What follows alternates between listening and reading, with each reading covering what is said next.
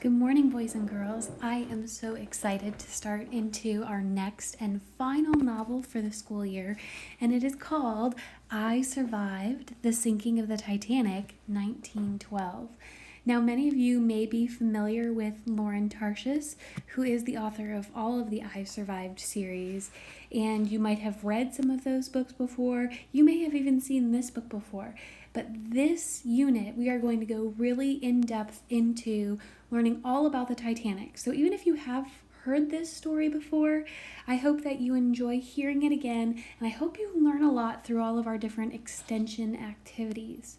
So today I'm going to read to you the first several chapters, and when you finish, you'll make sure that you go on to answer our question. So right now the reading and the question are separated, so it looks a little bit different than our long walk to water text.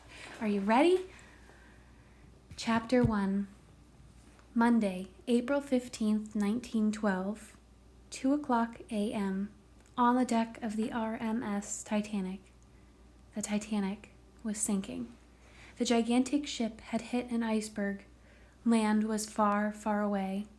10-year-old George Calder stood on the deck. He shivered because the night was freezing cold.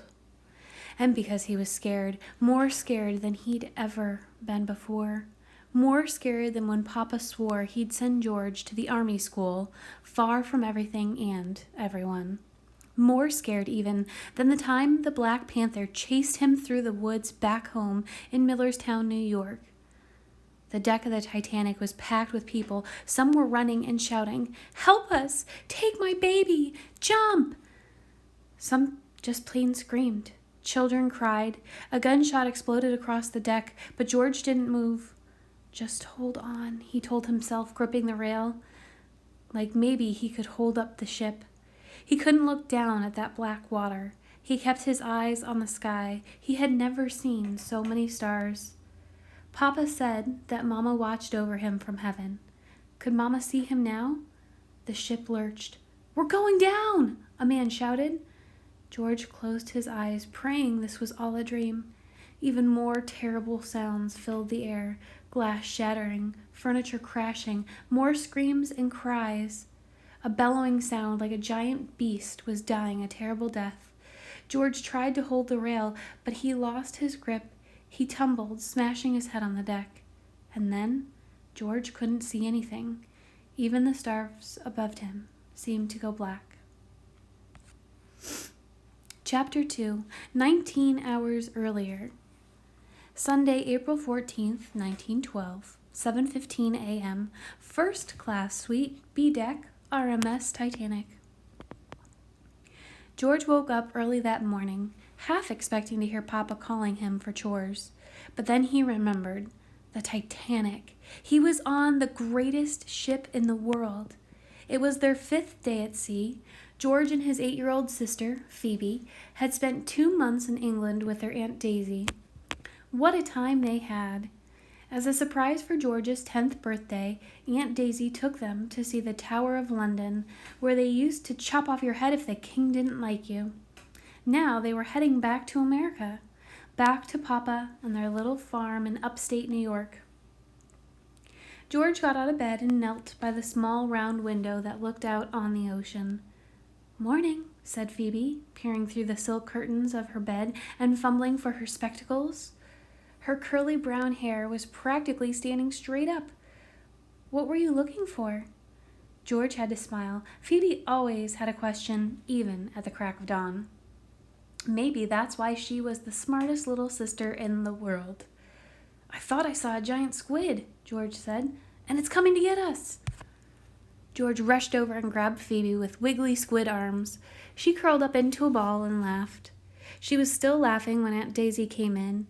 Even in her robe and slippers, Aunt Daisy was the prettiest lady on the whole ship. Sometimes George couldn't believe she was so old. 22.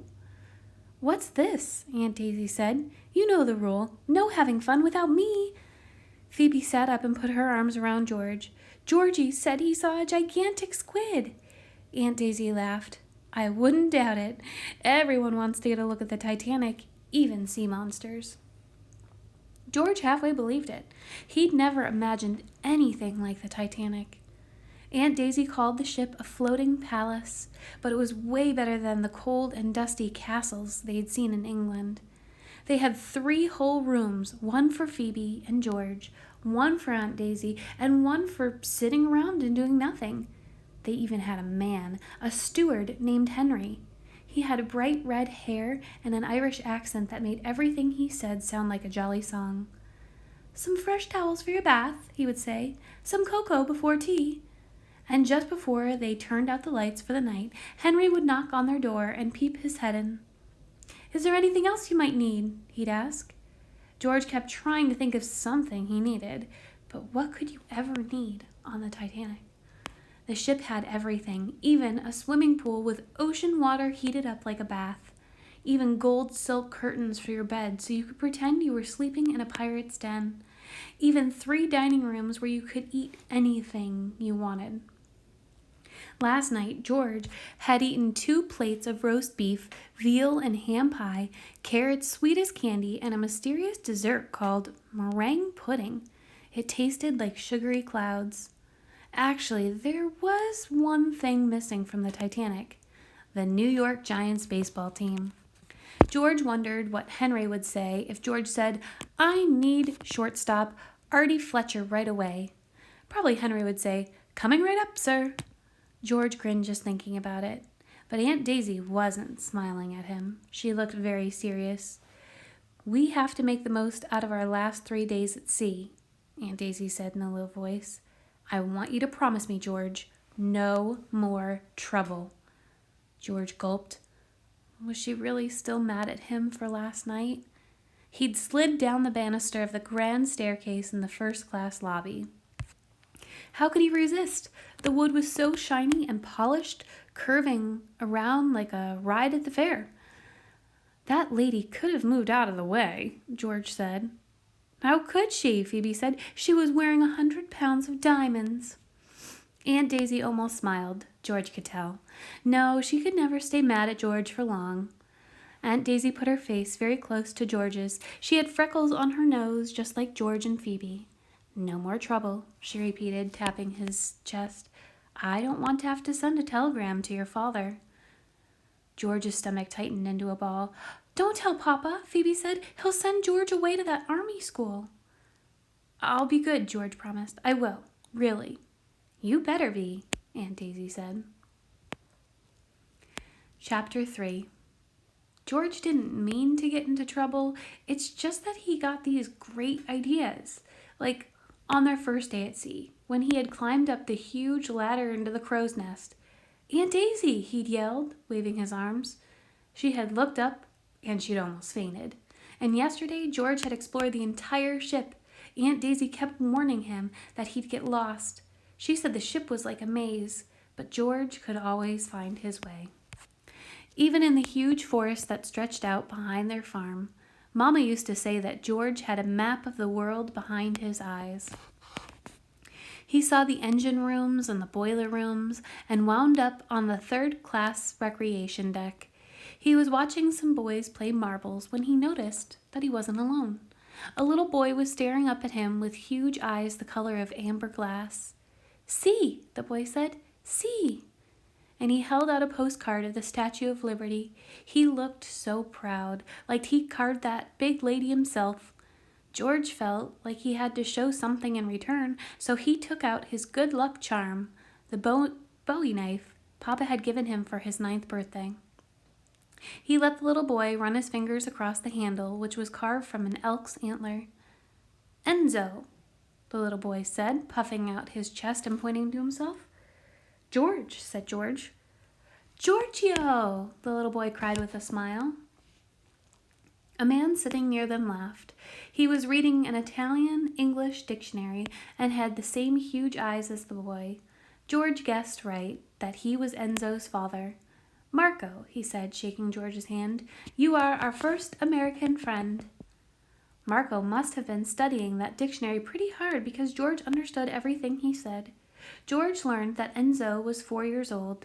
He'd lost his mama, too. He and Marco came from a little town in Italy, and now they were moving to New York City. George told Marco about their farm and their trip and explained that any decent person living in New York had to be a Giants fan. For some reason, Marco thought that was funny. When it was time for George to leave, Enzo got very upset. Very upset. "Giorgio!" he howled, loud enough for the entire ship to hear. People stared and put their hands over their ears. Marco promised that they'd see George again, but Enzo wouldn't quit howling. George had never heard anything so loud. By the time Enzo let go of George's leg and George ran back up to the suite, Aunt Daisy was practically howling too. "I thought you fell overboard," she cried. But even then, she wasn't really mad. She didn't get really mad until last night.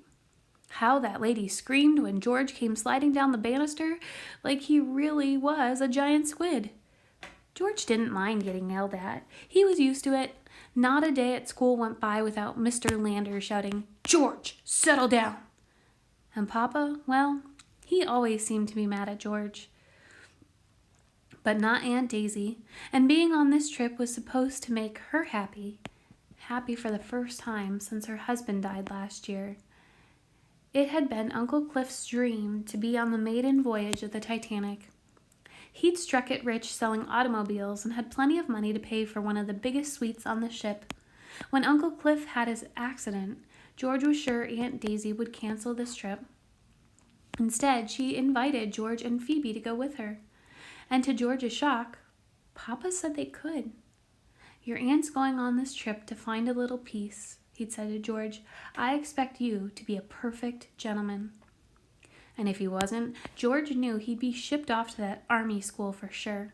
Papa had been talking about that place ever since George had brought the two-foot rat snake to school to show Mr. Landers because they were studying reptiles.